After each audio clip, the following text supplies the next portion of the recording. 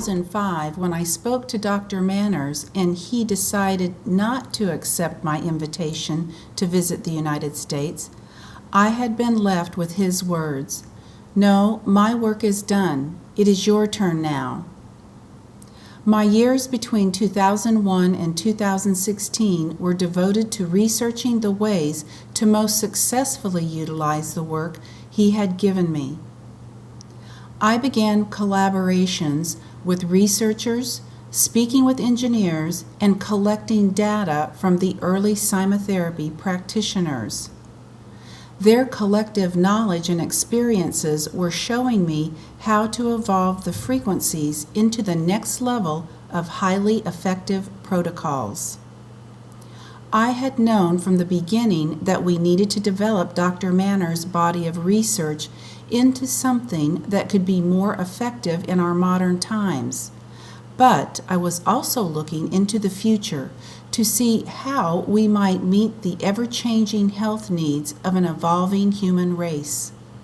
Even though Dr. Manners gave me the 750 commutations to work with, there was no published research, at least not of a standard that would be acceptable in the U.S. The burden of proof as to how this form of sound therapy worked was passed to me. This required me to go down many avenues to find answers. The very first cymatic therapy instruments had an applicator that could apply sound trans-dermally to one area of the body only. If the client had more than one problem area, it became very time-consuming and limited the number of people a practitioner could help in one day. With the knowledge I had from studying ancient medical systems, I knew it was possible to communicate with multiple layers of the human being.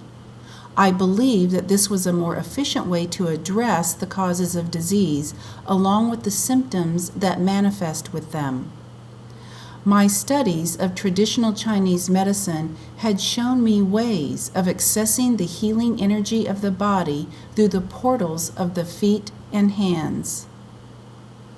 This required a reorganization of the codes Dr. Manners had given me. When I began to see the promising results of using the AMI 750 device, I knew that there could be an evolution of the way the frequencies were combined to bring a much more targeted and streamlined approach. I never intended to change the frequencies themselves. I knew we were just beginning to understand the multiple ways they could be used for the betterment of humankind. I did, however, discover that the frequencies could be patterned in new combinations to address challenging disease processes. My plan was to use them as a foundation to create new findings on how sound could be harnessed for healing. I knew that as more discoveries were found about how the human body works, then the knowledge of how the frequencies could be used would also expand. In 2016, I released the most successful protocols for use in the channels of the AMI 750 and named them the Cyma 10. Since my first visit with Dr. Manners in 2001 and following his passing in 2009, there have been great developments in the field of vibrational medicine.